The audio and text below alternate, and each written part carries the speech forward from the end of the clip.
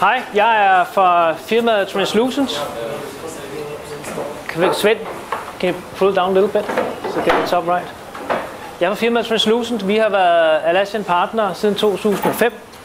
Det betyder, at vi kender alle Atlassians produkter, helt fra brugerinterface helt ned til, hvordan koden er skrevet i alle værktøjerne.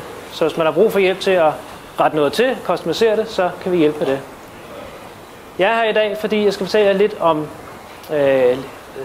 Jira, og hvis det ikke er nok med det fantastiske værktøj, hvad gør man så, hvis man har brug for andre funktionaliteter? Jeg kommer lidt ind på, hvad der findes af plugins til at starte med, og så har jeg en enkelt slide på, hvad kan man egentlig tilpasse af brugerinterface, egentlig gøre det meget nemt selv, uden at lave plugins. Jeg hedder Jakob.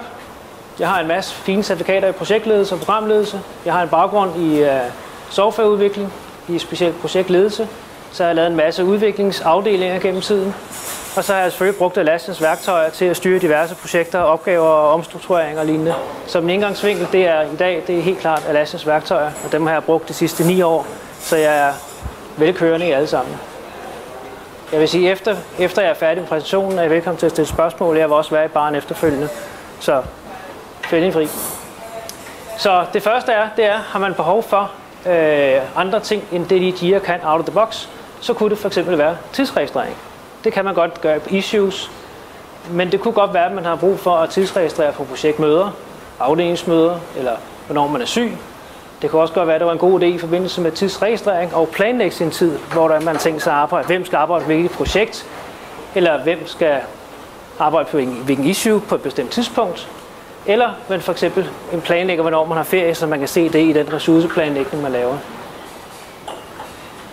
I Tempo, som vi kommer til at kigge på, det er specielt et ting, vi ser rigtig meget brugt. Det er, at man har sådan en måneds overblik over de opgaver, man har, og så kan man på hver dag tidsregistrere og se, hvad planen er inde på den. Jeg har nogle slides, der viser lige præcis den del. Ja, jeg prøver det. Så er der ledelsesgodkendelse, at når man har sådan nogle timesheets for en måned, man gerne vil have en leder godkender, man har arbejdet på de rigtige ting, eller man har holdt ferie og lignende, så er det implementeret også i værktøjet.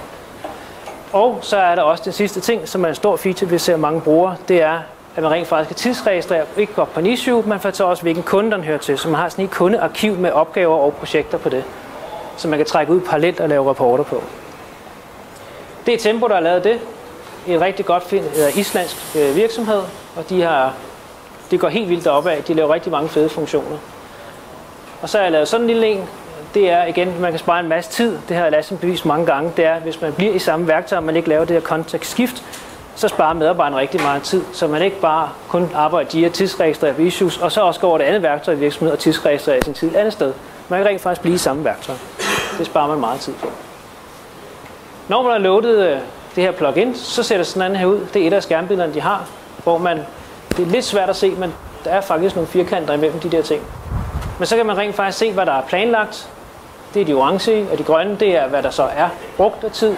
Og så kan man da sætte planlægning, der kan man sætte forskellige farver og registrere ferie. Og så får en medarbejder sådan en liste af sine issues, kan se, hvad det er, man har derinde i. Det finder vi meget brugt i mange virksomheder, specielt for det skærmbillede der. Der er masser af andre gode, fede skærmbilleder, men det her er en af de helt store features i det, at man har det overblik.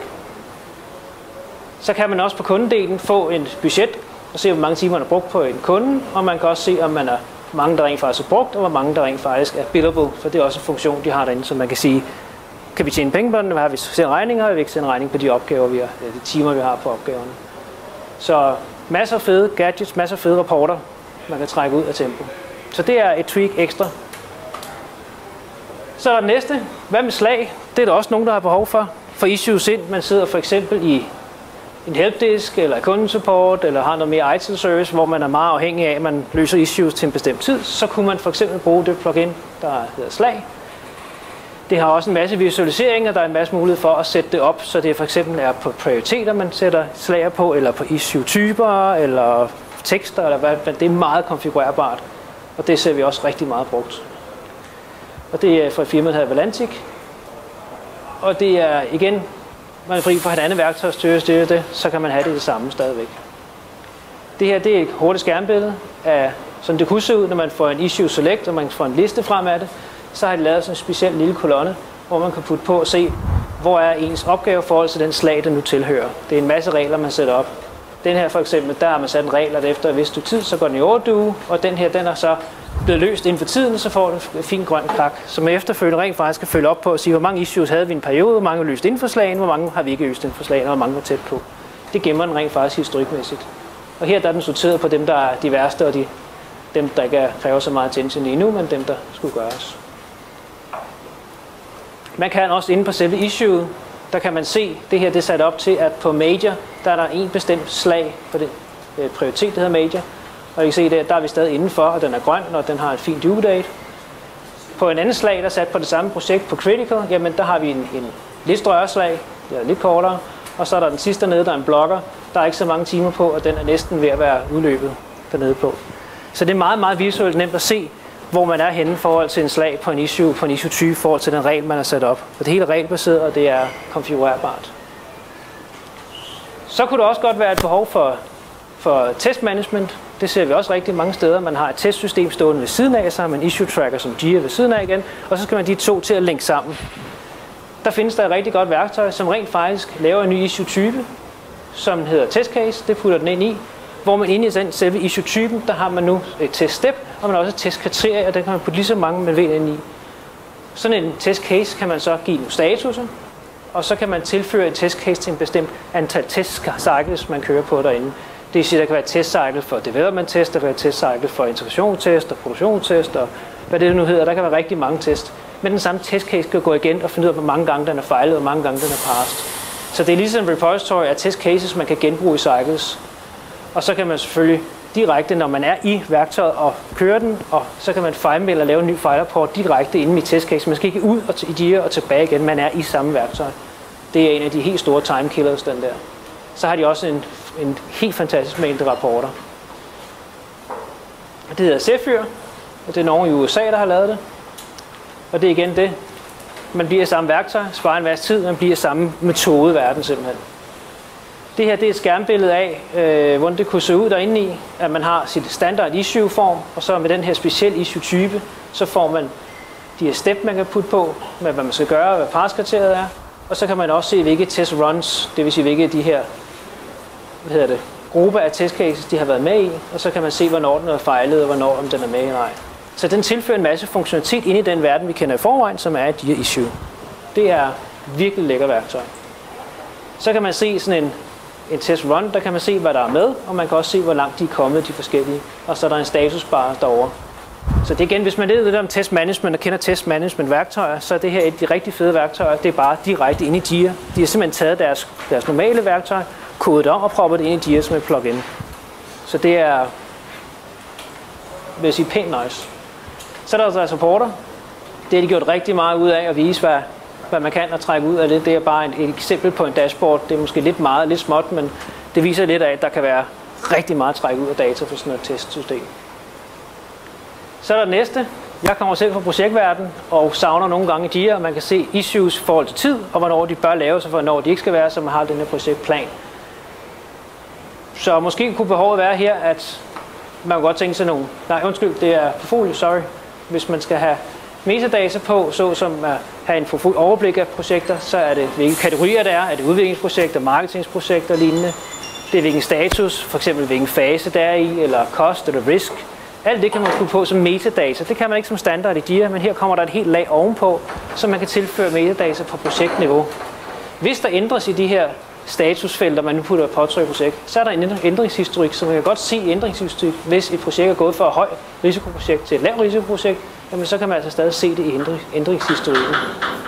Det er også sådan, at alle de felter, der nu kommer ovenpå på projektniveau, de er fuldstændig søgbare inde i Jira i deres queries, så det er meget, meget brugbart. Det leverer også rigtig mange gode ledelsesrapporter, som ledelsen synes er fantastisk. De kan også vises over på Confluence, så det er stadigvæk det samme. Det hedder Profis, og det er nogle spanier, der har lavet det. Og det er igen, i stedet for at lave en hjemmeside sted med en masse projektoverblik og Excel-sheets og lignende, så kan man lige så godt lave det direkte herinde i, og så præsentere det på en Confluence-side, der trækker data fra Jira af. Og det ser vi brugt rigtig meget også, og de er rigtig aktive også rent udviklingsmæssigt. Når man loader det, så får man et nyt fanblad under projektet i Jira, og der kan man så tilføre de forskellige felter, man nu har defineret med de faste indhold for eksempel, eller tal, eller fritekstfelter, eller hvad man nu vil have derpå. Og det er uendelige muligheder på, hvad man nu ønsker at måle sine projekter på i forhold til hinanden. Og igen, de har også lavet så mange fine gadgets, man kan se, hvor mange projekter, der tilhører de forskellige lande, eller kost, eller todimensionelt. Der er, you name it, der findes rigtig mange forskellige rapporter derinde. Så den, jeg kom til før. Jeg kommer fra projektverdenen af. Jeg har godt lide issues i forhold til tid. Og det tilfører den her, netop Gantt-diagrammet. Så det med at få et projektoverblik, man kan aflevere til ledelsen i forhold til tid, og ikke bare en liste af backlog, men rent faktisk sorteret på tid. Eller til planlægning, at man ser dem, man kan drop and drag dem, flytte dem frem og tilbage i tid. Det er noget, projektleder elsker. Så kunne det også godt være, at man gerne vil se, hvilke relationer der er mellem opgaverne. Det kender vi også i projektverdenen af i hvert fald, at det er relationer, der skal starte før en anden slutter, eller start samtidig eller lignende. Og så kan det selvfølgelig bruges til ledelsesrapportering. Det er en tysk fyr, der har lavet det. Han har også ret mange plugins. Det her det er et af hans, jeg synes, et af de bedste, han har lavet. Og igen, hvorfor bruge et andet værktøj, når man kan blive i det samme? Det ser sådan der ud. Det, der vises her, det er igen inden på projektfanebladet er tilført et nyt felt, og der kan man så få projektet vise frem en masse sorteringsmuligheder. For eksempel ser man på en version, og på en version ser man de issues, der nu hører til versionen, og så kan man se tidsmæssigt orienteret, hvor de er i forhold til kalenderen, og man kan da se de relationer, der nu er tegnet ind. Så det, man kalder links i DIA, det er lige pludselig i projektverdenen blevet til relationer mellem issues, og det passer sammen. Og så kan man rent faktisk klikke med musen, og så kan man flytte dem frem og tilbage i tid. Det vil sige, at due date ændrer sig. I stedet for at man skal ind på hver issue, så kan man gøre det med nærmest et museklik, så man ændrer på planen. Det er også det minus, at folk begynder at arbejde efter en dato, og ikke efter en backlog. Men det kunne godt være, at man planlægger sprint, og så inden for sprintet man ligesom kigger ned igennem og siger, hvornår gør jeg hvad, eller hvis man bruger DIA til projektstyring, jamen, så er der ikke så meget sprint, så er det mere dagligdag, og så er det her rigtig, rigtig fedt at bruge. Så det er også en mulighed, hvis man mangler lige den feature. En ting, som de har derinde lavet, der er rigtig, rigtig fint, det er, hvis man laver et filter og laver en filtersøgning og en listning, så kan man få en kolonne frem, som viser issue i forhold til Gantt. Så det er ikke kun for hele projektniveau, det er også på lige præcis det filter, man lavede lige præcis på den mængde opgaver, man gerne vil se i relation i forhold til sig selv. Det kan være ens person, det kan være en version, det kan være whatever. Så kan man altså se, hvordan det hænger sammen. Det synes jeg personligt er ret fed, den der. Godt så. Så illustrationer. I er sikkert mange, der laver udviklere og tegner og lignende og laver ting og sager. Hvordan gør man så det nemmest? Jo, man vælger selvfølgelig andet værktøj, en helt anden platform og noget andet. Nej, man vælger selvfølgelig at integrere det indeni. Så tekniske tegninger, tegne det direkte i en editor ind i DIA, og selvfølgelig skal den bruge industristandarderne, og det gør Gliffy. Gliffy er et meget, meget stort udbredt værktøj, både til DIA og Confluence, men det er rigtig fantastisk derinde. Og igen, det er lidt den samme grund til det. Man er mere effektiv, når man bliver samme værktøj, så man ikke skal det være hele tiden kontekstskift. Den kan tegnes nogle tegninger i editoren, som de her 4 forskellige. Og jeg har taget 4 ud, og jeg kunne finde 100. Altså, der er alle mulige mærkelige tegninger. Der er selv bygningstegninger, floorplans, alt muligt mærkeligt sjov derinde. Det, som vi bruger den meget, det er sådan nogle der swimlanes, og så bruger vi rigtig meget til at lave sådan nogle markups derinde i, til hvordan software, plugins og lignende skærmbilleder skal se ud. Og så når der er et issue, så kan alle diskutere det, alle kan rette i det, alle kan kigge på det. Du skal ikke åbne et andet sted, have et dokument ligger et andet sted. Den ligger der i den opgave, hvor den hører til. Det er så simpelt, og det er super effektivt. Så hvis man vil have mere, nu har jeg nævnt 5. Der er 1353 plugins på Atlassian Marketplace lige i øjeblikket. Det er alle værktøjerne. Jeg har kun lige nævnt 5 til DIA, som vi synes er nogle af de mest seje, dem der kan mest. Der findes masser af små tekniske, der lige præcis giver et rigtigt trick, som lige præcis gør det, man har brug for. Det her var nogle af de brede, som man normalt vil falde ind i at bruge. Og de står faktisk allerede på listen før nogle af dem, jeg har taget. Så hvis I ikke skal have mere, så kan jeg finde noget af jer derinde. Den sidste slide, jeg har, det drejer sig om at tilpasse noget selv. I stedet for at lave plugin og lignende, så kan man lave det, vi kalder insert JavaScript helt ude i frontenden. Så når DIA den loader, så loader den egentlig noget Java-kode. Det kan man insert noget i, som så ændrer på det ude på brugerens skærm. En af tingene for eksempel kunne være, hvor er vi i workflowet, hvad er det næste skridt, hvad der skal ske. Så kunne man for eksempel rykke en gang ned, og så kunne man have et rimelig kraftigt workflow nedunder, hvor flere states de passer til de her op. Så når man in progress, jamen, så er vi i gang med at implementere den. Det kan også godt være, at der var noget kvalitetstest eller andet. Det løber også i den her. Så ved at lave et simpelt insert script, uden at lave stor plugin, uden at lave noget kæmpe fancy, så er det her meget nemt at lave. Og det er standard, selvom du ændrer workflow, så ændrer den også kasserne derhen af, så det hele er dynamisk. Men det er altså ikke noget, der ligger på serveren, det er noget, den smider med ud, og så genererer den det her på selve brugerens computer. Det er meget, meget enkelt, og det ser skide godt ud, rent sagt. En anden ting kunne være, at man for eksempel for en bestemt brugergruppe, lad os sige salg, har lov til at oprette issues over en udviklingsafdeling, men vi ikke ønsker at sælge, at de skal oprette task, de skal kun oprette de andre ting. Så indsætter vi sådan en lille script, der står, hvis man er medlem af denne brugergruppe, så skal man ikke have lov til at se den issue-type, og så fjerner vi den simpelthen fra listen. Den findes i værktøjet generelt, men ikke på den brugergruppe. Igen, vi behøver ikke lave et stort plugin, man kan lave nogle små JavaScript inserts i det. En anden ting, som vi har lavet også, det er Greenhover. Der er en stor backlog, man får en meget lang liste ned af alle sine issues, men det kunne være rart at få nogle detaljer på undervejs. Så i stedet for at man kun har en linje, så udvider den og putter nogle flere linjer på, og så får man nogle flere datafelter på, og for eksempel den sidste, det er sådan en, vi beregner ud fra flere forskellige informationer, så kan vi give den sådan nogle forskellige klassifikationer på, hvad opgaven nu tilhører. Så det er en måde at tweake interface på. Vi laver ikke noget om på serveren, vi laver ikke noget om i Jira overhovedet. Det ligger alt sammen ude i frontend. Lige så snart man loader det, så kommer det stykke kode med ud. Det er nemt, og det er meget powerfult. Dertil. Det var næsten alt, hvad jeg havde for i dag. Der ligger nogle små sedler på jeres borde rundt omkring, jeg har lagt på. Der er en lille konkurrence. Gå ind på vores hjemmeside. Vi tilbyder 2x3 timers gratis konsulenthjælp og nogle Atlassian t-shirts og sådan nogle ting. Så kig på det, der er nogle konkurrence. Skriv jer på. Nu er det på dansk, og det er en dansk user group, vi har i dag. Værktøjer er normalt på engelsk. Vi har fået rigtig mange spørgsmål. Kan det være dansk? Kan vi have helt dansk interface? Og ja, det kan vi godt. Vi har været i gang med flere gange at oversætte det. Det er et kæmpe arbejde. Men vi påtrænger at gøre det nu og gå i gang med det. Så hvis nogen har lyst til at være med, så med jer til på vores hjemmeside, så starter vi en brugergruppe op, og så går vi i gang med at oversætte Jira til dansk, Confluence og jeg tror Stash, det er også det, vi tager med til at starte med. Så vær med, hvis I vil. Vi starter i hvert fald op og kommer til at køre det derudad.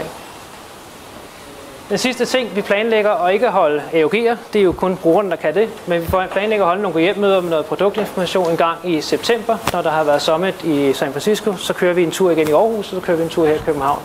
Ikke det samme, men lidt af det samme med produktinformationen. Det var, jeg havde at sige for i dag. Jeg håber, I har nydt det, og jeg håber, I er inden for tiden. Svend, how time doing? 5 minutes for questions, or? Wow. That was fast. Jeg håber ikke, det var for hurtigt. Men, nogle spørgsmål? Ja? Ja. Den skriver ikke regninger ud i et format, men den kan levere data til regninger. Så kan man trække dem over et andet regnskabssystem og printe det ud. Vi har lavet en kundeplugin, der tager det og smider det ud i nogle meget fine pdf, som man så kan sende ud. Den holder så ikke styr på, om de betaler eller ikke betaler, men den kan være produceret formatet, ja. Så data er tilgængeligt. Ja? Du snakker omkring de der JavaScript til sidst. Ja. Hvis du nu har sat alt det op, og du skulle have lavet noget opgradering på Jira eller sådan noget. Ja. Tror du det så væk? Skal du implementere den igen bagefter? Nej, det skal ikke, bare fordi du opgraderer Jira, skal du ikke. Men det skal selvfølgelig passe med den kodebase og den interface, der er. Det skal selvfølgelig passe. Det gælder også plugins, det skal passe sammen med REST interface. Men her er der ikke så meget interface, der er det mere direkte insert i Java, skal man vide, hvad der er i klienten. Den nye Jira for eksempel ændrer ret meget layout, så der skal man lige indrette sin kode til. Men det er ikke stort, altså. Det er det ikke. Ja?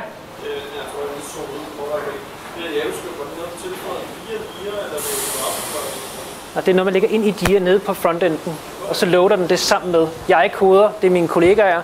Jeg præsenterer det, så hvordan rent teknisk, så skal vi have fat i nogle af de andre. Men man hooker noget kode ind i noget andet kode, Atlassian har lavet forvejen. Så man finder en vanlig hooks, der er lavet derinde i, og så putter man noget ind og gør noget andet. Men den gør det hver gang, den loader ud, så merger man tingene sammen og lægger ud. Sådan har jeg det fået fortalt.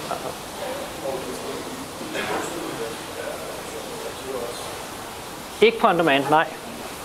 Det her, det er Twix. Jeg siger, mange af de plugins her, de er alle sammen på on demand, den hostede version. Hvis når du inserter noget kode, eller laver dit eget script eller andet, så skal du have den standalone. Sådan er det. Der er en begrænsning på standard og asset. Ja? Spørgsmål til Tempo. Du bruger Tempo hos os. Ja? Kan du uden at blinke med øjnene og sige, at Tempo er et rigtigt ressourceplanlægningsværktøj? Eller er det bare en aggregeret planlægning af individuelle folks tid? Kan du bruge det til noget? Jeg synes, det er rigtig godt, ja. Ja. at der findes værktøjer, der kan meget mere. Men så kan de ikke også Jira, og de kan ikke alle de funktioner. Så se i den kontekst, så synes jeg, det er rigtig godt. Ja. Men mener du, man kan bruge det til andet, end at bruge sin egen dagligdag? Så kan nogle projektledere Bestemt. bruge et overblik? Bestemt. Projektledere bruger det rigtig meget til at planlægge på udtid, og folk skal arbejde på projektet. Ikke på issue-niveau, for det kan man jo ikke. Opgaven findes ikke. Men man kan godt planlægge på, hvilke medarbejdere skal arbejde, hvilke projekter. Det ser vi det meget brugt som. Men det kræver, ligesom alle andre plugins, det kræver selvfølgelig, at man sætter sig ind i brug af Jira. Så kræver det, at man sætter sig ind i brug af pluginet, og man har ligesom sådan en ildsjæl, der forstår det og sætter sig ind i det og vil det. Det er ikke noget, man får gratis. Det er et stort plugin. Så det er det. Ja? Baserer det sig så på worklog i her, eller har det sit eget? Det baserer sig på worklog, ja. Men til planlægning, der har den en ny dimension, den bygger ovenpå. Et nyt felt i databasen, der gemmer sammen med issue. Alt tidsregistrering kører på et issue, ikke personorienteret, men issueorienteret. Så ja, det er worklog. Og der har masser af fine restriktioner, man kan sætte på. Man skal give en kommentar, eller man skal vælge en kunde, når man tidslogger, hvis man vil. Men det er igen, det er jo mere man gør det restrikt, jo mere besværligt bliver det også. Men der er flere, vi kender, som bruger det netop til og der har meget med kunder at gøre. Så registrerer man også tid på kunder. Og så er det mandatory, at man til at registrere tid. Er det intern tid, eller hvilken kunde hører det til, hvilken projekt på den kunde hører det til. Og så får man den tidsregistrering på kunden, hvor der skal til. Alternativet, det er, at man laver et specielt custom-felt, hvor man vælger kunderne og putter på. Så kan man også trække det ud, men her der er mange flere muligheder til er det billable, non-billable, hører stadig til kunden, eller transport, og der er helt anden der tidsregistreringssfære, den kommer med ind i. Så, yes. Ja, andre? Kom gerne. Ja, vi har skiftet adresse. Vi har skiftet adresse i mellemtiden i København. Den her. Vi bruger dem der til normale præsentationer. Jeg havde lige en stak tilbage, så tænkte jeg, så skal de afsted. Ja, det er den nye adresse i København. Ja. Første, anden, tredje, sidste gang? Nej, der er flere gange. Jeg kommer ned i baren bagefter, så sammen med jer. Så kan vi snakke mere, hvis det vil mere. Kan vi sige det? Så siger jeg tusind tak.